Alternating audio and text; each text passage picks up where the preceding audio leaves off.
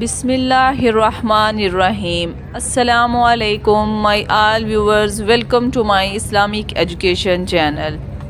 حدیث نبوی صلی اللہ علیہ وسلم ہے کہ حضرت عبداللہ بن عمر بن عاص رضی اللہ تعالیٰ عنہ سے روایت ہے کہ انہوں نے نبی صلی اللہ علیہ وسلم کو سنا۔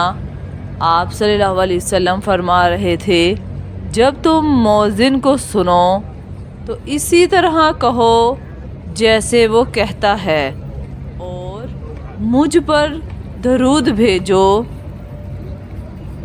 کیونکہ جو مجھ پر ایک دفعہ درود بھیجتا ہے اللہ تعالیٰ اس کے بدلے میں اس پر 10 رحمتیں نازل فرماتا ہے۔ پھر اللہ تعالیٰ سے میرے لیے وسیلہ مانگو، کیونکہ وہ جنت میں ایک مقام ہے جو اللہ کے بندوں میں سے صرف ایک بندے کو ہی ملے گا، اور وہ میں جانتا ہوں کہ وہ میں ہی ہوں، اور مجھے امید ہے وہ میں ہی ہوں گا۔ چنانچہ جس نے میرے لیے وسیلہ طلب کیا اس کے لیے میری شفاعت واجب ہو جائے گی۔